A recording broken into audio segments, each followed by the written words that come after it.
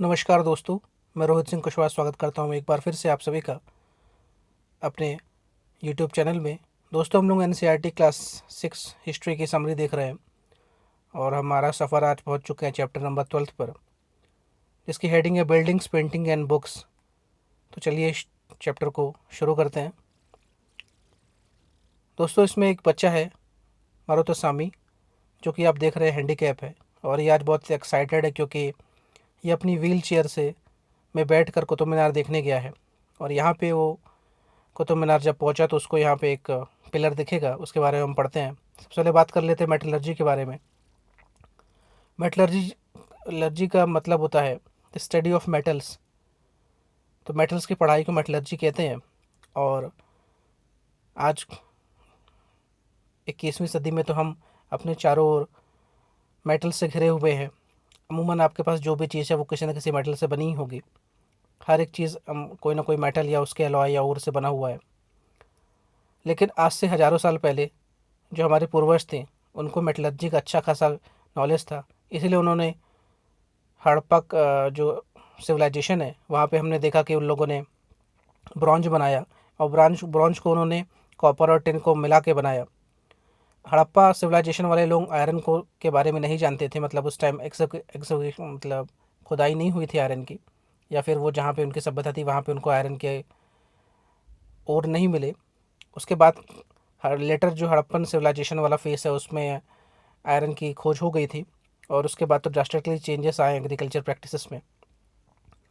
तो ये जो बच्चा मारुतस्वामी है, ये जब कुतुब मीनार गया देखने तो यहाँ पे इसने मेहरौली का पिलर देखा। ये आयरन पिलर इस तस्वीर में आप देख रहे हैं। ये पिलर के बारे में कहा गया है कि ये लगभग 1500 साल पुराना है और इसकी हाइट 7.2 मीटर है। इसका वजन 3 टन है, मतलब 3000 किलो है से ज़्यादा है। और एक बहुत ही बेहतरीन एग्ज़ाम्पल है हमारे पूर्वजों का जो नॉलेज मेटलर्जी को लेकर उसके लिए, क्योंकि आज भी ये जो पिलर है इतना इसकी शाइन बरकरार है, इसकी जो जिसे कहते हैं स्मूथनेस बरकरार है अभी भी। और आज के भी साइंटिस्ट ये पता नहीं कर पाए कि उस टाइम के लोगों ने इसमें कौन सा जिसे कहते हैं पेस्ट लगाया था कि ये आज भी इतना स्मूथ है। ये जो मेटलर्जी है, ये जो पिलर है मेहरौली का, इसमें एक इंस्क्रिप्शन लिखा हुआ है और वो बताता है कि ये चंद्र नाम के राजा के द्वारा बनवाया गया था। और यही माना जाता है कि जो चंद्र नाम के राजा है ये चंद्रगुप्त हैं, जो कि गुप्ता डायनेस्टी से बिलोंग करते हैं। इनके बारे में हमने चैप्टर 11 में देखा था। और सबसे बड़ी बात कि ये जो मेहरौली का पिलर है इसमें आज तक जंग नहीं लगा हुआ है और आयरन का होते हुए भी इसमें इतने खुले में रखा हुआ है और बारिश आंधी तूफान इसमें पड़ी रहा है हज़ारों सालों से, फिर भी अभी तक रस्टेड नहीं है, इसमें जंग नहीं लगा। ये काफ़ी चौंकाने वाली बात है कि हमारे पूर्वजों का कितना बेहतरीन नॉलेज था मेटलर्जी को लेकर। अब बात करते हैं बिल्डिंग्स के बारे में जो कि ब्रिक और स्टोन से बनी हुई है। तो यहाँ पे एक शब्द आ रहा है स्तूपा। स्तूपा बेसिकली जो अब बौद्ध धर्म है वहाँ पे आपको स्तूपा का उल्लेख मिलता है। तो यहाँ पे कई छोटे और बड़े स्तूप आपको मिलेंगे। सबसे जो फेमस अगर बात की जाए तो मध्य प्रदेश में जो सांची का बौद्ध स्तूप है वो काफ़ी फेमस है और यूनेस्को की वर्ल्ड हेरिटेज साइट भी है वो। तो ये जो स्तूप होते हैं इसके अंदर एक जिसे हम कहें कि स्मॉल बॉक्स रखा जाता है और उस बॉक्स के अंदर जो बॉडली रिमेन्स होते हैं, जैसे दांत हो गया या बोन या ऐसे हो गए, ऐसे लोगों की जो कि गौतम बुद्धा के डिसाइपल्स हैं या खुद गौतम बुद्धा के जो बॉडली रिमेन्स हैं उनको स्तूपों में रखा जाता है। और इसके साथ बहुत सारे प्रीशियस स्टोन्स कॉइन्स भी रखे जाते हैं। स्तूपा का ये बहुत ही अच्छा तस्वीर है। ये जो तस्वीर आप देख रहे हैं अपने सामने राइट हैंड साइड में, ये सांची स्तूप की है। ये एक तरह से जैसे कहते हैं डोम स्ट्रक्चर है ये। और सांची जो है वो मध्य प्रदेश के रायसेन डिस्ट्रिक्ट में पड़ता है और रायसेन डिस्ट्रिक्ट में दो वर्ल्ड हेरिटेज साइट है। पहली तो अब मैंने बताई दी सांची है, दूसरी कौन सी आप बताइएगा। तो सांची स्तूप में जो गौतम बुद्ध हैं उनके जो बॉडली रिमेन्स है वो रखे गए हैं इसके अंदर। ये जो स्तूप है ये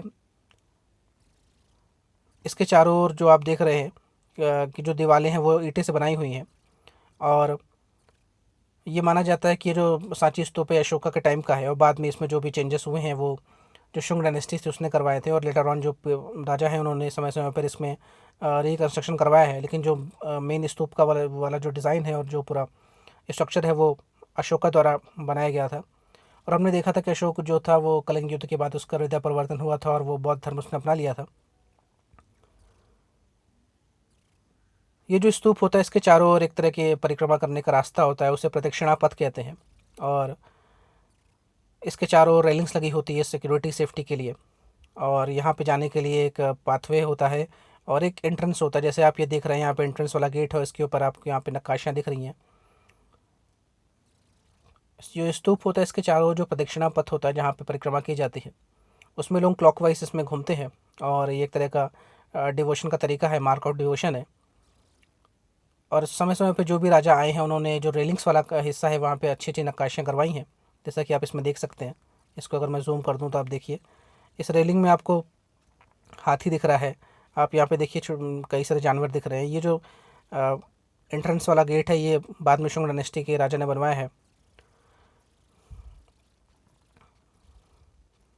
तो इस स्तूपा जो होते हैं वो बेसिकली मड या रॉक से बनवाए होते थे। और जो भी राजा होते थे उस एरिया के वो पैट्रनाइज करते थे बौद्ध धर्म को अगर, तो वो स्तूपा बनवाते थे। एक और फेमस स्तूपा जो है वो अमरावती का है। और वहाँ पे जो स्तूपा बना हुआ है वो स्टोन का बना हुआ है और लगभग 2000 साल पहले उसको बनवाया गया था। स्तूपा के आसपास भी बहुत सारी और भी बिल्डिंग्स होती हैं जिनको हम चैत्य विहार कहते हैं। और वहाँ पे जो बौद्ध मॉन्क्स होते थे वो रहा करते थे। ध्यान रखिए कि स्तूपा जो जगह है वहाँ पे कोई रहता नहीं था। यहाँ पे जो बॉडी रिमेन्स है बुद्धा और उनके डिसाइपल्स के वो रखे जाते थे। कुछ हिंदू टेम्पल्स की बात करें जो कि इस समय बने हैं, वो भगवान विष्णु, शिव और दुर्गा को समर्पित थे।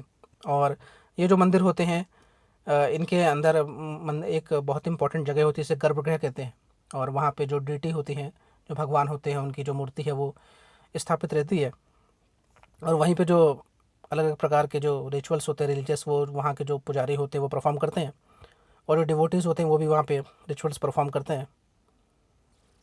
तो ये जो हम तस्वीर देख रहे हैं लेफ़्ट वाली, ये अमरावती के स्तूपा की तस्वीर है और ऊपर वाली हमने सांची की देखी थी। इन तस्वीर में आप देखिए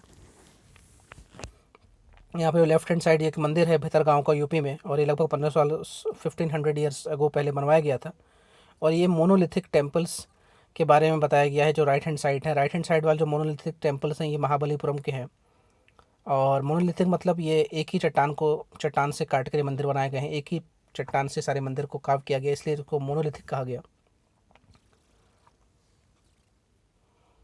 तो भितरगांव का जो आप ये तस्वीर देख रहे हैं, इसमें जो ऊपर वाला हिस्सा है उसे शिखर कहा गया है, टॉप जो है। और इसके अंदर जो हिस्सा है उसे गर्भगृह कहा गया है। कुछ जो बड़े मंदिर होते हैं उनमें जैसे हम मंदिर के अंदर एंट्रेंस करते हैं तो वो आपको बहुत बड़ा हॉल मिलता है जहाँ पे आप डिवोटी से रुक सकते हैं, बैठ सकते हैं। उसे मंडप कहा जाता है। और वहाँ पे जो डिवोटीज हैं वो असेंबल हो सकते हैं। और मंडप के बाद ही फिर आपको गर्भगृह मिलता है। ये जो तस्वीर आप देख रहे हैं राइट हैंड साइड, ये ऐहोल का दुर्गा मंदिर है और लगभग 1400 ईयर्स को ये बनाया गया था। तो आप इन तस्वीरों में देख सकते हैं कि जो टेम्पल्स बनाए गए हैं रॉक और ब्रिक्स से बनाए गए हैं। और आज भी इतने अच्छा इनका स्ट्रक्चर है, आर्किटेक्चर है कि अभी तक ये खड़े हुए हैं इतने हज़ारों साल बाद भी। तो कुछ फाइनेस्ट एग्जांपल्स हैं हमारी कल्चर के भारत में। अब बात करते हैं कैसे स्तूप और टेम्पल्स को बनाया जाता था। क्योंकि ये बात होता है कि उस टाइम कोई बड़ी मशीनरी तो थी नहीं, इलेक्ट्रिसिटी थी नहीं, बड़ी बड़ी मोटर्स तो थी नहीं कि हम एक जगह से दूसरी जगह कोई भी सामान ले जा सके। तो उस टाइम तो सिर्फ जो मैनुअल लेबर है वही काम आता था। तो उन लोग उस टाइम ऐसी क्या टेक्निक यूज़ करते थे कि इतने बड़े बड़े जो आर्किटेक्चर है वो डिज़ाइन करते थे। तो इसमें बताया गया तरीका।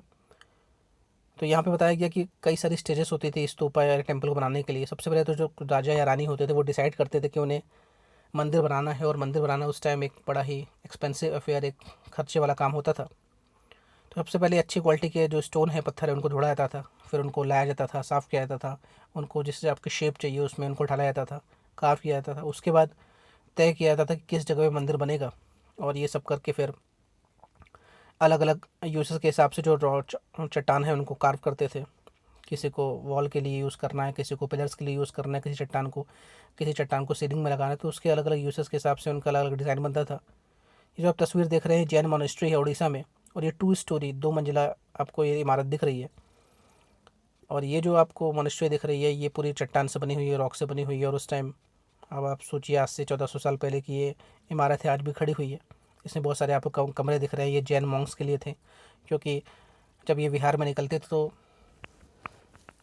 बाकी सारे सीज़न तो ठीक था, लेकिन जब बारिश होती थी तो बारिश में उनको एक जगह रुकना पड़ता था, क्योंकि इतनी तेज़ बारिश में वो मूवमेंट नहीं कर सकते थे, इसलिए वो मोनेस्ट्री में रुकते थे। और रॉक सरफेसेस की जो मोनेस्ट्री इसलिए बनाई जाती थी कि रॉक जो है काफ़ी मजबूत होता है और किसी भी तरह की बाढ़ बारिश या तूफ़ान या अर्थक्वेक से उसको ज़्यादा दिक्कत या नुकसान नहीं होता है। तो यहाँ पे जो जैन मॉन्क्स होते थे वो रहते थे और मेडिटेशन करते थे, और जो भी उनके प्रिंसिपल्स हैं उनको फॉलो करते थे। उसके बाद जो राजा और रानी जो होते थे, ये कभी भी जब मंदिर या स्तूप बनाने की बात आती थी तो उसमें दिल खोल के पैसा खर्च करते थे, क्योंकि उनको पता रहता था कि ये जो स्ट्रक्चर बन रहा है ये उनके जाने के बाद भी एक तरह के उनकी निशानी के रूप में आने वाली पीढ़ियों को के बीच में याद रखा जाएगा। और आज भी हम देखते हैं कि अगर शाहजहाँ ने ताजमहल बनवा दिया या अकबर ने लाल किला बनवा दिया, तो अकबर के जाने के बाद भी हम जब उस इमारत में अंदर जाते तो हम याद करते हैं कि किस राजा ने इसको बनवाया था।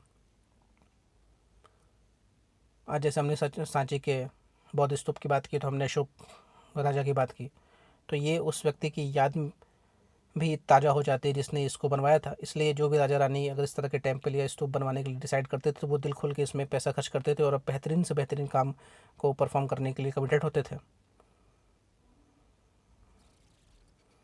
ये जो आप तस्वीर देख रहे हैं, ये एक केव्स के अंदर दीवार के जो गुफा है उसकी दीवारों में कार्व किया गया है। और इसमें आप देखिए कि कितनी बेहतरीन एक जो तस्वीर है ये चट्टानों में वो गिरी गई है।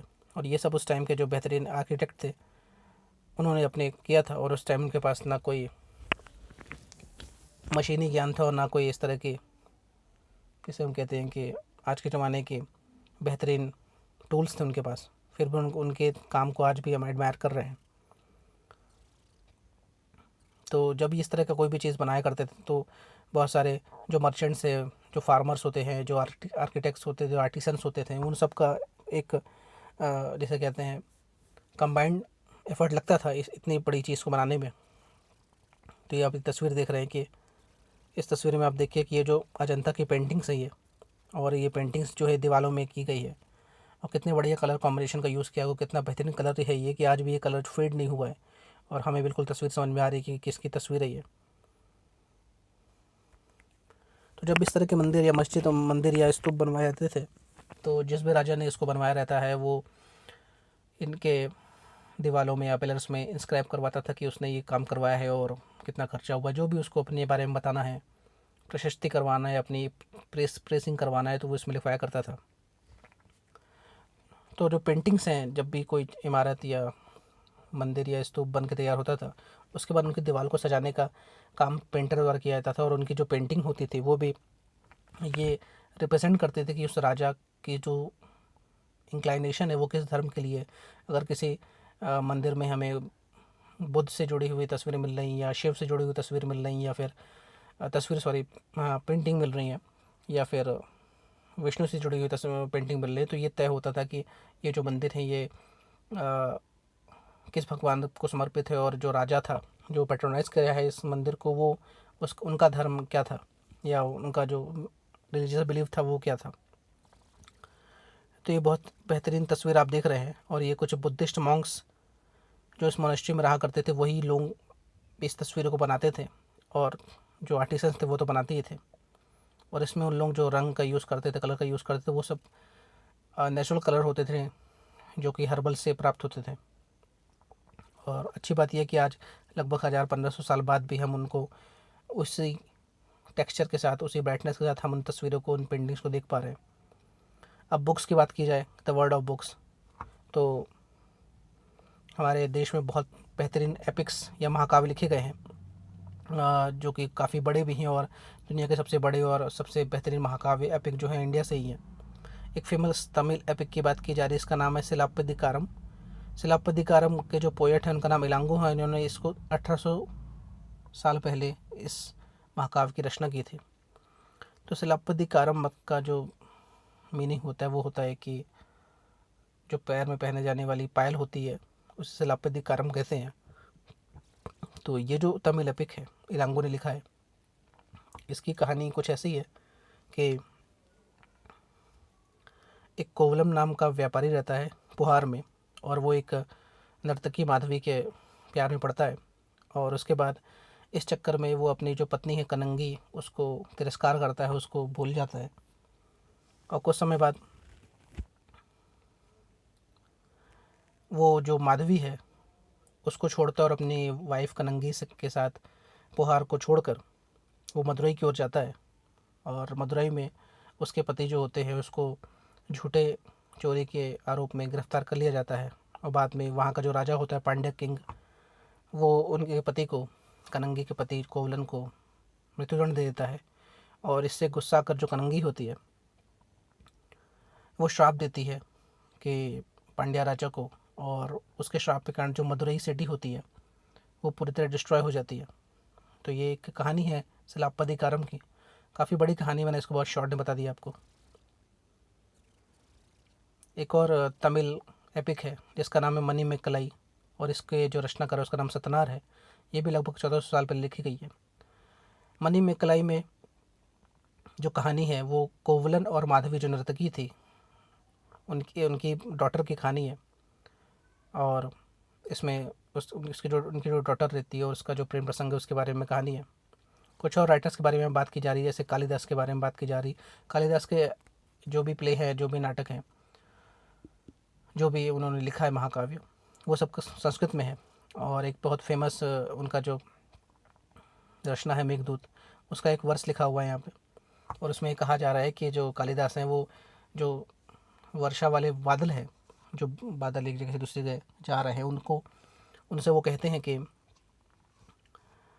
मतलब उनको वो एक तरह से आम भाषा में कहूँ डाकिया या पोस्टमैन के रूप में समझ रहे हैं। और उनको अपनी बात कह रहे हैं कि, और कह रहे हैं कि तुम जब जा रहे हो बादलों, तो मेरी जो प्रेयसी है, मेरी जो प्रेमिका है, उसको मेरा संदेश देना।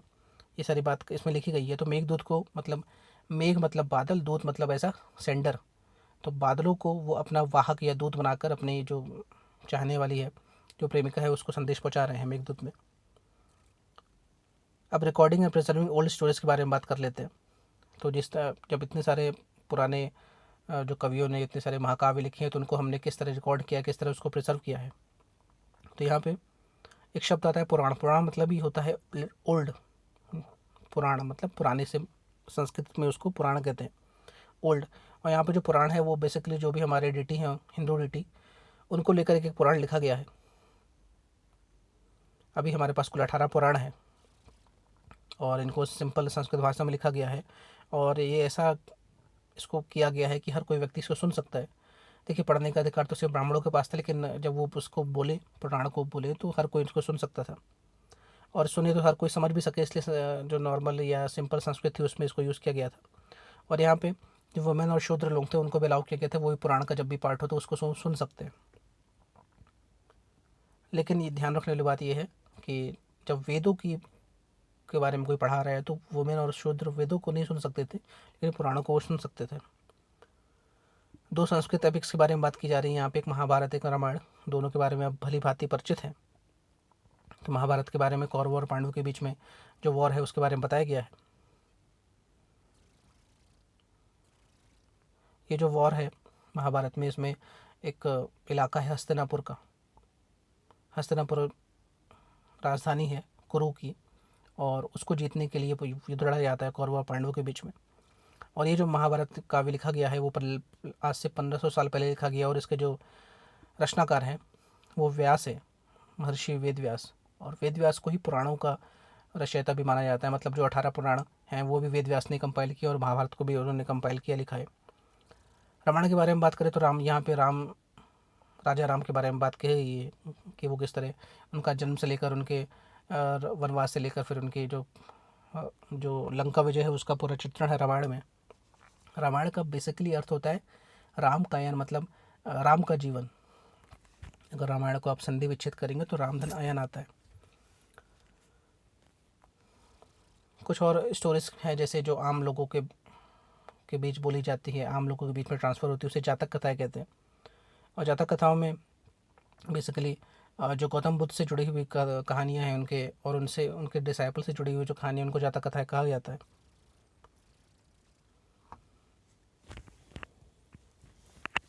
तो यहाँ पे एक कहानी मंकी किंग की, उसको आपको जानने की जरूरत नहीं है।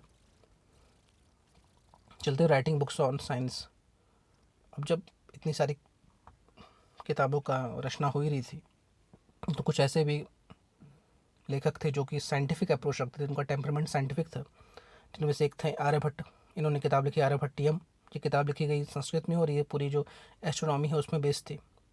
उन्होंने बताया इस किताब में किस तरह धरती जो है अपने एक्सिस में घूमती है, जिससे कारण दिन और रात होती है। उन्होंने बताया किस तरह सूरज उगता है, सॉरी, धरती का जो रिवॉल्यूशन होता है सूरज की चारों ओर, इस वजह से सूरज उगता और डूबता दिखाई देता है। इसके अलावा वराहमिहिर, ब्रह्मगुप्त, भास्कराचार्य, ये भी कुछ ऐसे पोएट थे या ऑथर कह सकते जो कि मैथमेटिशियन और एस्ट्रोनॉमी में इन्होंने बहुत अच्छा लिखा है। जीरो की बात करें तो जीरो को जो शब्द है इसका आविष्कार भी हम कहें तो इंडिया में हुआ है, और बाद में इसको अडॉप्ट जो अरेबियंस लोग हैं उन्होंने किया था। देन आफ्टर जो यूरोपियंस हैं उन्होंने इसको ग्रैप्स कर लिया। बाद में रोमन्स जो हैं वो हमेशा दुनिया को प्रोपोगेट करते रहे कि जो जीरो है उसको हमने आविष्कार किया, लेकिन बेसिकली जीरो का जो इन्वेंशन है वो हमने किया। आयुर्वेदा की बात करें, ये एक तरह की हेल्थ साइंस से जुड़ी हुई बात है, और आज भी हम देखते हैं आयुर्वेदा एक तरह की पद्धति ही है हेल्थ को लेकर। तो आयुर्वेदा के लिए एक बहुत ही फेमस जो आयुर्वेदाचार्य हैं चरक जी, उनका नाम आता है, और इन्होंने चरक संहिता एक किताब भी लिखी थी। सुश्रुत जी का भी नाम आता है, उन्होंने सुश्रुत संहिता लिखी। ये दोनों जो किताब एक तरह की बेहतरीन किताब मानी जाती हैं ओल्डन टाइम्स की, जो कि हेल्थ से जुड़ी हुई है। सुश्रुत संहिता में तो सुश्रुत ने बताया था किस तरह सर्जरी की जानी चाहिए, या सर्जरी करने का जो तरीका है वो कैसा है। उसके बाद जैसा कि हम जानते हैं कि जो एनसीईआरटी है वो अपने चैप्टर के आखिरी में दुनिया के किसी लोकेशन के बारे में एक एक्सरसाइज रखती है। यहाँ पे इन्होंने चाइना के बारे में रखा है कि जो पेपर है वो इन्वेंट सबसे पहले चाइना में हुआ, लगभग आज से 1900 ईयर्स को, और इसके काइलुन नाम के व्यक्ति ने पेपर का आविष्कार किया था। उसने जो प्लांट है के फाइबर्स हैं उनको कपड़े, रोप और बार्क ऑफ ट्रीज़ के साथ उसने कोलैबोरेट किया, और साथ में फिर उसने जो उसको सुखाया और फिर वो पेपर उसने बनाया। और आज भी हम जो हैंडमेड पेपर यूज़ करते हैं वो भी आज इसी प्रोसेस से बनता है, जो कि आज से 1900 साल पहले काइलुन ने यूज़ की थी। तो लगभग 500 सालों तक तो चाइना ने ये जो तरीका है इसको दुनिया से छुपा के रखा किस तरह पेपर बनाया जाता है। बाद में जो कोरियंस लोग थे उन्होंने इस चीज़ को जाना, उन्होंने टेक्निक सीखी किस तरह पेपर बनाते हैं, और फिर उसके बाद पूरी दुनिया में जो पेपर बनाने की जो प्रोसेस है वो फैल गई। तो दोस्तों ये हो गया क्लास 6 का चैप्टर 12 ख़त्म, और इसी के साथ एनसीईआरटी क्लास 6 हिस्ट्री भी ख़त्म हो गई है। ज़्यादा कुछ था नहीं, क्लास 6 की हिस्ट्री है तो ज़्यादा इससे आप उम्मीद मत कीजिए। फिर भी जो स्टैटिक बातें हैं जो कि टू द पॉइंट है वो तो आपको उठानी है इससे, क्योंकि कभी भी एक मतलब सवाल के रूप में ये आ जाएगा, और अगर आपने कन्फ्यूज़न हुआ आपको, तो फिर आपसे जवाब नहीं आए बनेगा। तो कहते हैं कि छोटी मगर मोटी बातें थी क्लास 6 में, और उसके बाद अपन क्लास 7, 8, 9, 10, 11, 12 की सबकी हिस्ट्री को देखेंगे। तो आई होप आपको ये वीडियो लेक्चर पसंद आया होगा, और उम्मीद करता हूँ कि ये सभी सीरीज़ आपको पसंद आ रही होगी। तो दोस्तों मिलते हैं अपने अगले सेशन में, तब तक के लिए धन्यवाद, जय हिंद।